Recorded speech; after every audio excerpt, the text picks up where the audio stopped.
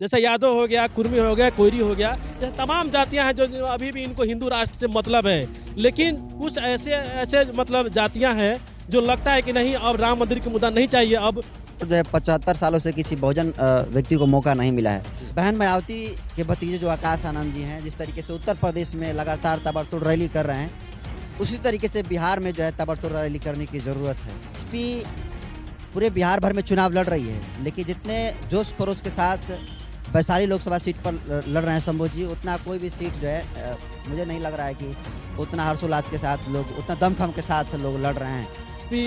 BJP के खिलाफ नहीं बोलती है तो उनके मुंह पे तमाचा है। पूछे कैसे तमाचा है, क्योंकि आकाश आनंद जिस तरह से रैली उत्तर प्रदेश में कर रहे हैं, गुद्दा निकालने की बात कर रहे हैं और नक्सलवादी कह रहे हैं और जूता से मारने की बात कर रहे हैं, क्या कोई दूसरे पार्टी को लोग कहता है? वो कहते थे कि बसपा डूबती नैया है, उसके पास कोई अब सहारा नहीं है। देखिए, एक तो को जब से पॉलिटिक्स स्टार्ट हुआ है भारत में, आप उठा कर देख लीजिए, जब से बीजेपी के सत्ता आई है तब से किसी पार्टी में ना वो लालू यादव के पार्टी ने उन पर हमला इस प्रकार से किया है, ना कांग्रेस किया है, ना शिवसेना किया है, ना जो रीजनल पार्टियां है वो भी उस प्रकार से अटैक नहीं कर पाए जिस प्रकार से आकाश आनंद जो है वो कह रहे हैं। पूरे देश में राजनीतिक माहौल जिस तरीके से देखने को मिल रहा है और ख़ासतौर पर इस वक्त हम लोग बिहार में हैं और बहुजन समाज के तमाम जो खबरों को जन जन तक पहुंचाने के लिए हर एक संभव असंभव परिस्थिति में जो लोग काम करते हैं, तमाम बहुजन मीडिया हमारे साथ मौजूद है। जो पत्रकार ये सब बिहार के तमाम लोकसभा सीटों पर जाकर ग्राउंड रिपोर्टिंग के आधार पर जो नब्ज है वो टटोलने की कोशिश कर रहे हैं कि अब 24 के इलेक्शन में क्या जनता का रुख है, किस और अब जनता परिवर्तन चाहती है। तो पत्रकार साथी हमारे साथ है। सर, नाम बताइए, चैनल का नाम, और क्या देख रहे हैं अब 24 के इलेक्शन को खासतौर पर बिहार में? मेरा नाम नरेंद्र बसंत हुआ और मैं जनतंत्र खबर चलाता हूँ। बिहार में देखिए, बिहार का पूरे देश भर में जो है लड़ाई, एक तरफ संविधान को ख़त्म करने वाले की है और दूसरी लड़ाई जो संविधान की बचाने वाले की है।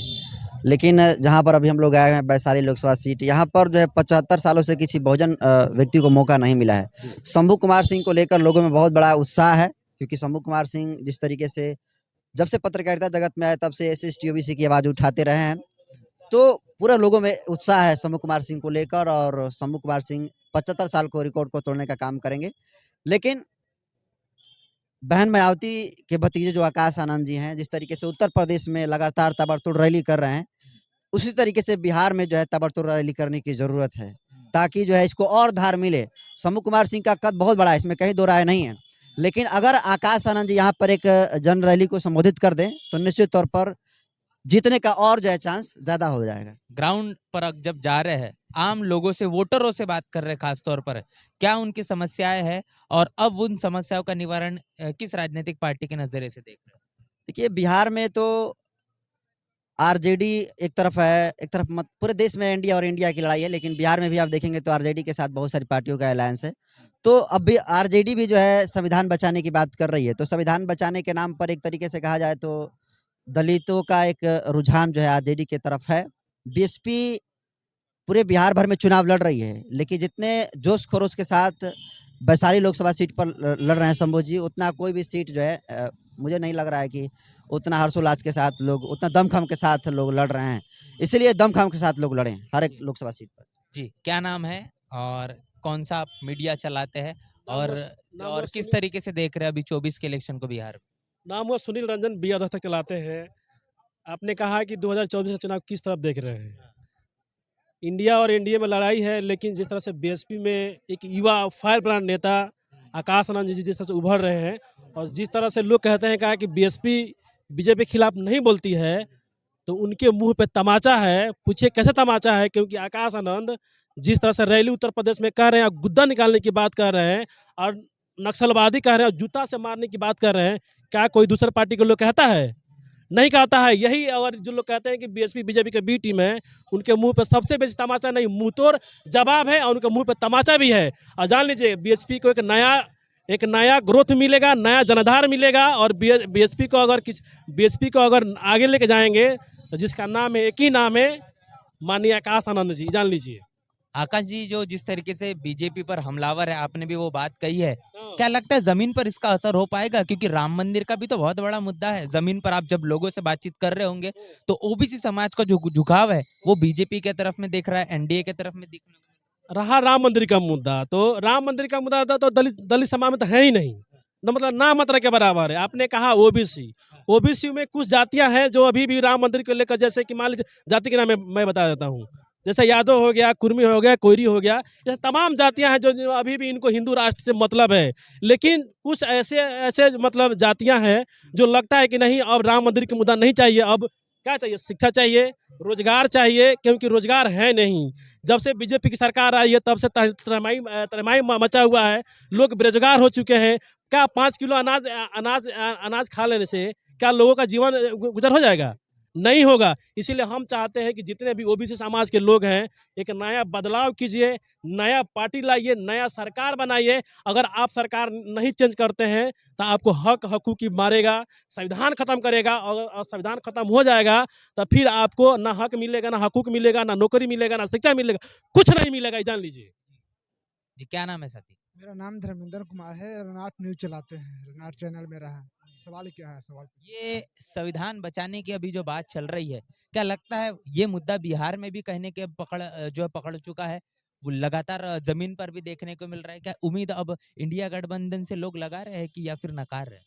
देखिए, जो महागठबंधन है ना, बात तो करती है बैकवर्ड समाज के लिए, लेकिन कुछ काम भी किया है बैकवर्ड समाज के लिए। लेकिन अभी मैं फिलहाल मुजफ्फरपुर में शंभू कुमार सिंह नेशनल दस्ता के संपादक जो हैं, उनकी जो बहुजन समाज पार्टी से चुनाव लड़ रहे हैं, तो अभी उन्हीं का हम नामांकन में आए हुए हैं।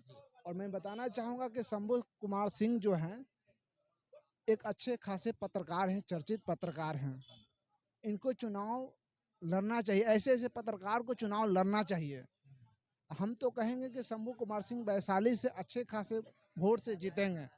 ये लड़ाई शोषित, वंचित, पीड़ित, कमजोर, असहाय की लड़ाई है। ये लड़ाई शोषित वंचित का है। हमारे लिए जो पार्टी काम करेगा हम उसको वोट देंगे। जब लोगों से आप बातचीत कर रहे हैं तो क्या लगता है शंभू कुमार सिंह को लेकर क्या उनका कहना है? क्या मन में वो शंभू कुमार सिंह को लेकर उनके चल रहा है?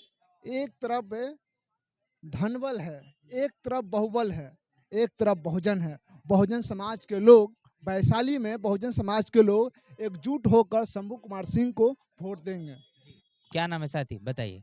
मेरा नाम शैलेश चंद्र है। इनफैक्ट खबर से हम हैं और चुनावी कवर करने के लिए आए हैं जिस प्रकार से। क्या लग रहा है बिहार में अब देख रहे हैं कि बहुजनों की जो बात फॉरवर्ड और बैकवर्ड की लग रही है, जो चल रही है लगातार, क्या वो असर कर पा रही है? क्योंकि वैशाली की खास तौर पर बात करेंगे और पूरे बिहार में तो एनडीए गठबंधन ही कहने का मजबूत देखने को मिल रहा है। बाकी बाकायदा बाकी प्रदेशों में नहीं, लेकिन बिहार में जातिगत जनगणना भी एक बहुत बड़ा मुद्दा है। देखिए, जातिगत जनगणना तो एक बहुत बड़ा मुद्दा है और वाकई ये अच्छा साबित भी हुआ। लेकिन आपने कहा कि ज़मीन पर किस प्रकार से काम हो रहा है। जैसे शंभू कुमार सिंह हमेशा से जब उनकी पत्रकारिता देखिएगा तो वो कहते आए हैं कि एससी एसटी ओबीसी माइनॉरिटी, मतलब एक तरफ 90% लोग और दूसरी तरफ 10% लोग। तो 10% लोगों को वो बात करते हैं, लेकिन 90% लोगों का आवाज़ उठाते हैं और ठीक उसी कंसेप्ट को लेकर के यहाँ वैशाली से चुनाव लड़ रहे हैं। और जिसका सीधा सीधा फायदा जो है वो दिखता हुआ नजर आ रहा है कि सारे लोग, चाहे वो कोई भी जाति के हो, एससी एसटी ओबीसी जो है वो संविधान के जो पक्ष में है वहीं शंभू कुमार सिंह के पक्ष में है। ये साफ दिखता हुआ नजर आ रहा है यहाँ पे, समझ लीजिए। एक अंदाजा हम लगाते हैं कि चलिए मान लीजिए वैशाली लोकसभा सीट से शंभू कुमार सिंह अगर सांसद बन जाते हैं, जो उम्मीदें लगा पा रहे हैं वैशाली लोकसभा सीट के तमाम मतदाता, क्या लगता है उनका वो तमाम जो उम्मीदें हैं वो पूरी हो पाएगी? जी बिल्कुल, ये चूंकि पढ़े लिखे हैं, पत्रकार है और पत्रकार हैं तो राजनीति का समझ भी अच्छा खासा है। और इसका सबसे जेता जगता उदाहरण आप देखेंगे, जब इनका आप कोई भी न्यूज़ देखेंगे तो उसमें एकदम पूरी कंसेप्ट से बात करते हुए नजर आएंगे। ये तो बातें करते हैं कि संविधान को बचाइए, संविधान बचेगा तो सब जगह स्कूल चाहिए, कॉलेज चाहिए, यूनिवर्सिटी चाहिए, रोजगार चाहिए, उद्योग चाहिए, हर एक चीज़ चाहिए, तब ना हम आगे बढ़ पाएंगे, हमारा समाज आगे बढ़ेगा, देश आगे बढ़ेगा। समाज जब आगे बढ़ेगा तो ऑटोमेटिक देश आगे बढ़ेगा। तो इसी कंसेप्ट पर ये चुनाव लड़ रहे हैं और जाहिर सी बात है कि ये जब चुनाव जीत जाएंगे तो बीएसपी न बल्कि मजबूत होगी, बल्कि पूरे भारत जो एससी एसटी ओबीसी की जनता है वो मजबूत होंगे। और आइंदा से जब चुनाव लड़ेगा बीएसपी तो काफी अच्छे खासे वोटों से जीत पाएगी। शंभू कुमार सिंह एक कहने का ये प्रभावी व्यक्तिमत्व कहने का यहाँ से बिहार से निकल कर आ रहे हैं एक प्रत्याशी के तौर पर। बहुजन समाज पार्टी की बात करेंगे तो आकाश आनंद जिस तरीके से अब देश में देखे जा रहे हैं, वो बीजेपी हो फिर कांग्रेस हो समाजवादी पार्टी हो, किसी भी पार्टी को नहीं बख्श रहे और सीधा हमलावर है। तो क्या लगता है इससे बसपा का भविष्य और आकाश आनंद को लेकर कहां पर जोड़ रहे हैं? जो लोग कहते थे कि बसपा अब डूबती नैया है, न उसके पास कोई अब सहारा नहीं है। देखिए, एक एतो को जब से पॉलिटिक्स स्टार्ट हुआ है भारत में, आप उठा कर देख लीजिए, जब से बीजेपी के सत्ता आई है, तब से किसी पार्टी में ना वो लालू यादव के पार्टी ने उन पर हमला इस प्रकार से किया है, ना कांग्रेस किया है, ना शिवसेना किया है, ना जो रीजनल्स पार्टियां है वो भी उस प्रकार से अटैक नहीं कर पाए जिस प्रकार से आकाश आनंद जो है वो कह रहे हैं। वो क्या कह रहे हैं? कह रहे हैं कि कोई भी बीजेपी के नेता अगर आता है वोट मांगने तो उसको जूता और चप्पल से मारिए। किसी पार्टी ने नहीं कहा। दूसरी बात वो कह रहे हैं कि किसी ने नहीं कहा था कि बीजेपी के जो पार्टी है वो आतंकवादियों की पार्टी है। सीधा सीधा मतलब जो है वो आकाश आनंद कह रहे हैं, कोई एफआईआर का डर नहीं है, कोई जो कुछ भी कर ले। ये बात की दर्शाता है कि आकाश आनंद अब एग्रेसिव मूड में आ रहे हैं, संवैधानिक तरीका से आ रहे हैं और युवाओं के दिलों में जगह बना रहे हैं। और ये बीएसपी के लिए और बीएसपी के जो लोग हैं, जो बीएसपी के जो वोटर हैं, सपोर्टर हैं, लीडर हैं, उनके लिए एक बहुत बड़ा और अवसर भी है, गोल्ड माइन अवसर है कि बीएसपी अब पुनः जो है वो ग्रोथ करने के लिए अग्रसर है। तो यहाँ पर बिहार के तमाम खास तौर पर जो पत्रकार है, जो जमीन पर जाकर यहाँ की राजनीतिक नब्ज को टटोलने का काम कर रहे हैं और तमाम बहुजन समाज से वो रूबरू कर रहे हैं, उनसे हमने समझने की कोशिश की है कि आखिरकार ग्राउंड जीरो की जो हकीकत है वो क्या है। इस पूरी की पूरी चर्चा बातचीत को लेकर और बहुजन समाज पार्टी से वैशाली लोकसभा सीट से शंभू कुमार सिंह नेशनल दस्तक के वरिष्ठ पत्रकार अपनी दावेदारी मजबूती से यहाँ पर करते हुए नजर आ रहे हैं। इसको लेकर भी क्या मायने, वो भी तमाम चीजें हमने जानने समझने की कोशिश की है। पूरी की पूरी चर्चा बातचीत को लेकर आपकी राय प्रतिक्रिया लिखकर जरूर बताएं। बने रहे नेशनल चौपाल के साथ, मिलते नए वीडियो में, तब तक के लिए जय भीम जय भारत। नेशनल चौपाल लगातार मनुवादी ताकतों के खिलाफ काम कर रहा है और काम करते रहेगा। बहुजन समाज से जुड़े और उसके आंदोलन से जुड़े हर खबरों को आप तक पहुंचाते रहेगा। लेकिन हमारे साधन संसाधन की कमी के कारण हम इस लड़ाई में कमजोर हो रहे हैं। आप तमाम साथियों से हम अनुरोध करते हैं कि नेशनल चौपाल को बचाइए, हमें आर्थिक सहयोग करें और हमें मजबूती प्रदान करें। जय भीम जय भारत।